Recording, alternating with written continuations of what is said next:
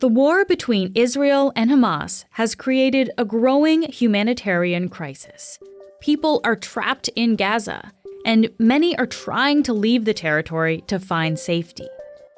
In response, Canada created a temporary immigration program for those fleeing the conflict to come to Canada. But people trying to access the program say it's been both restrictive and intrusive. Janice Dickson is the Globe's international affairs reporter, and she's here to explain why people say this immigration program is so frustrating and where it leaves those who are trying to flee Gaza. I'm Menaka Raman-Wilms, and this is The Decibel from the Globe and Mail.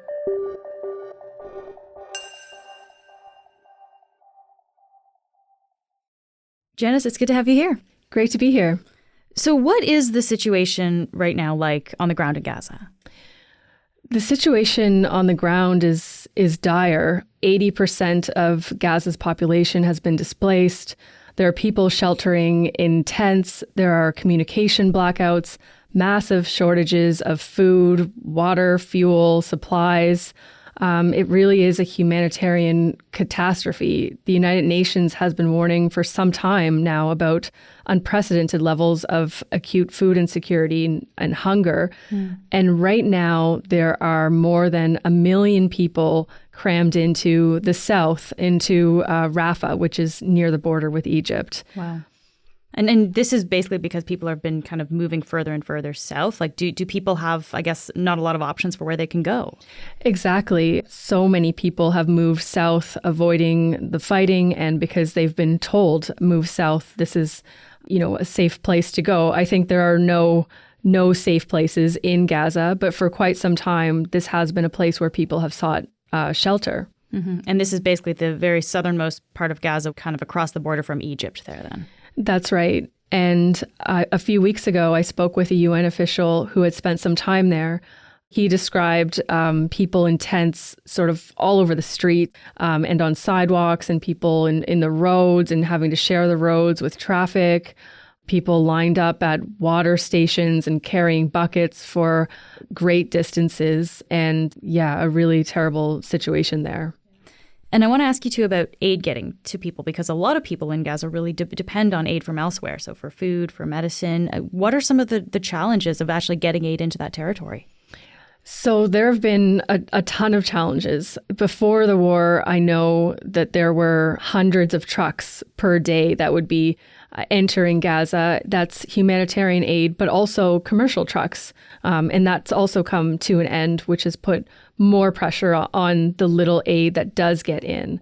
The UN official that I talked to said that, one challenge is just how dangerous it is. And they might have a mission scheduled to northern Gaza, in hopes of bringing medical supplies, food supplies, and then last minute, the Israeli Defense Forces will say, well, actually, you can't travel there, likely because of how dangerous it is and how unpredictable it is. And of course, this has also been made more complicated because a few weeks ago, Israel accused a dozen workers with UNRWA, which is the United Nations Relief and Works Agency, accused them of being involved in the October 7th attacks. And in response, UNRWA did fire 9 people, and a number of countries, including Canada, pulled funding to UNRWA. So how does that impact how much aid can get in, or what people are relying on there? So UNRWA is the biggest relief agency in Gaza, and it provides primary healthcare services, food assistance, education. It has around 13,000 staff, and it also operates in other areas. They operate in Lebanon, Jordan, Syria, and the West Bank. And I know when these countries announced that they were withdrawing their support and their financial assistance for UNRWA, there was a huge outcry from the aid community saying, people need this. We can't do it on our own. And I know the UN official I talked to recently said that the lack of assistance or the change of assistance to UNRWA would be felt sort of towards the end of February. Okay, so we've got a situation where people are being funneled into the south of Gaza down towards Rafah. But what's happening at the border there, Janice? What has Egypt said about letting people cross into its country? So people in Rafah are stuck there. It's Egyptian and Israeli authorities who control who exits Gaza. And Egypt has not offered to take them in. Likely the main reason is that they don't want to deal with an influx of refugees. So some other countries are looking at ways of getting people out of Rafah and out of Gaza. And Canada announced a program for Palestinians in Gaza to come to Canada. So let's talk about this, Janice. What exactly is this program? So this program is a new temporary resident pathway for extended family members in Gaza of Canadian citizens or permanent residents to come to Canada, provided that their relative here will support them. It's a 3-year program, and eligible family members could be spouses, children, grandchildren, parents or grandparents. They can apply for a free study permit or an open work permit under this program. And then the intent is that will help them support themselves here while the war continues. And how many people has Canada said they'll bring in under this program? So initially, the government announced that there would be a 1,000-person cap, which I know created quite a bit of chaos among relatives here hoping to get one of those spots. Now, Immigration Minister Mark Miller has since said that he's flexible on this number. But interestingly, the department's response is still that there's 1,000 spots for the program. A couple of weeks ago, the Immigration Department said that they had processed 967 applications. Now, there are a number of people who are working their way through the process. So there is a much higher number of people who want to come to Canada, but right now they're at that number. And given the minister's comments that he'll be flexible, I think the hope is that everyone would be accommodated. Yeah. Okay. Well, let's focus on the process of actually going through this application then, because this seems like it's something important to talk about here. So what does this process involve? So there are a few steps to apply for a temporary resident visa through this program. First, what happens is that the applicant in Gaza or their representative in Canada, they submit an online form with some documents, and then they wait. Now, if they receive a reference code, then they can fill out these sort of more involved forms. So you have to wait for a code. Is this a normal process? Well, it's interesting. I know with the Afghanistan program, people also have to be invited to apply. So you signal your intent, and then you get an invitation, and then you can kind of proceed. I've just never heard it called a code before. But even getting the code has created a lot of frustration, because I spoke with a number of Palestinian Canadians and lawyers who represent them who couldn't get these codes. And one man, for instance, he lives in just outside of Toronto, and he was telling me that he got codes for his parents and sister, but his wife applied for her family, and she still hasn't received codes. And then there's no explanation. And I know that's something that lawyers are really hoping for, is some kind of explanation. Why, if my client is not getting a code, what's going on here? Yeah. And it's just crickets. We'll be right back.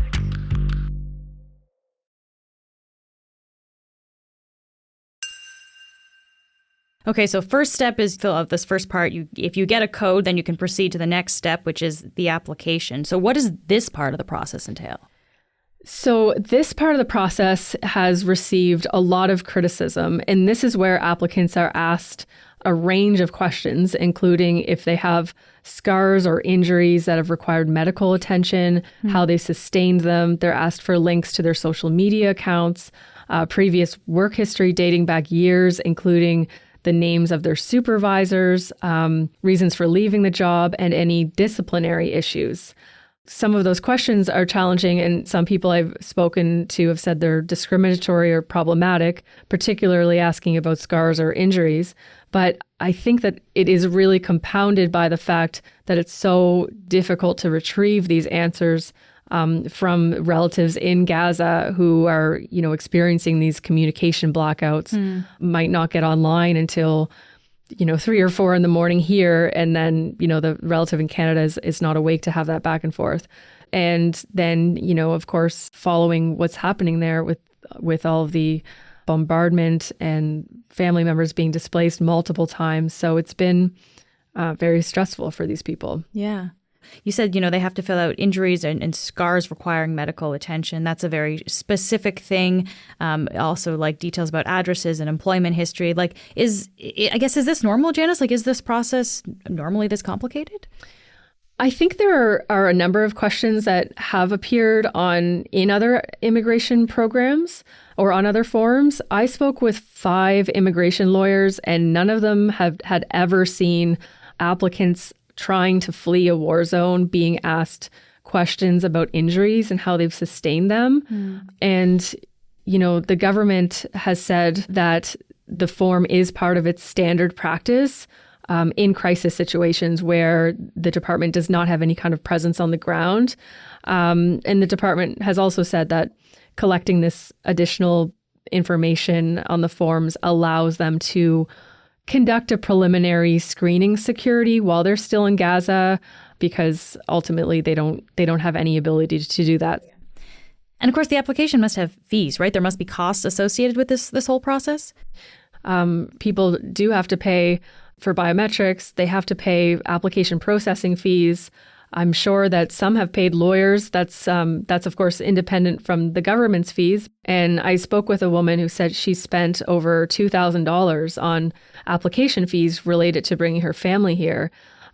These Canadians who are trying to bring their relatives here, their priority is saving their loved ones' lives. I don't think they're thinking a lot about the costs, but it is important to point out that there is a cost associated with this. It's not free, and it would add an extra layer of pressure. Mm-hmm. Absolutely. Okay. And then there's the third part of this application process as well, right? Because once you get your code, you have to fill out this whole application. You also have to get your biometrics done. So this is like your photo and your fingerprints. Can we talk about that? So that's perhaps the largest challenge because every successful applicant has to get their biometrics done outside of Gaza.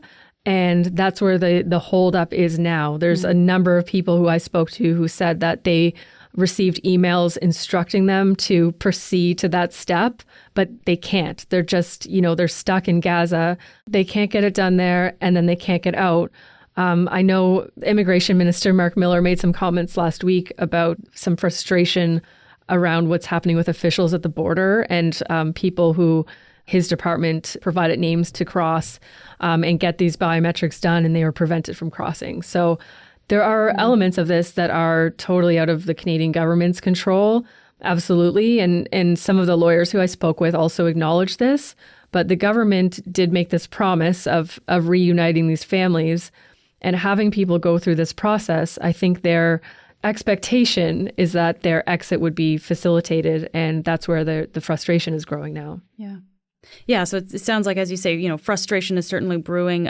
From the people that you've spoken to, Janice, what have they said about their experience trying to bring their family here? I spoke with several Palestinian Canadian families, including one man, Amr Fauzi, who's trying to bring his elderly parents and sister here. It was honestly long, sleepless nights for us trying to complete all the forms required. So far, it's been 44 days since the announcement of the program. Hundreds of people are dying every day. You can do the math here. There are thousands of people who lost their lives since the launch of this program. And this is supposed to be an urgent measure to help reunite families and save lives. And so far, not a single person managed to get out of Southern Gaza through this program over to Canada.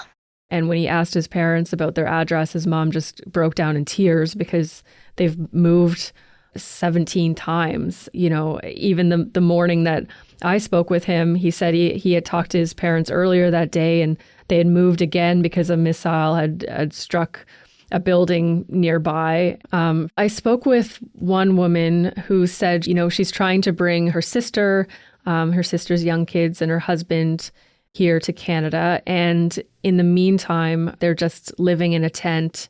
And in fact, her lawyer said that they had to provide proof of residency in Gaza and actually sent the immigration department a photo of their tent to prove this is where we're living. Oh. So it seems like there's a lot of roadblocks with the Canadian program. But then on top of that, it's just really hard to get people out of Gaza. And so that's a little bit outside of the Canadian government's ability here. Because the border is controlled by Egypt and by Israel, I mean, is there anything the Canadian government can do there? Like, is there anything we can do to facilitate people crossing?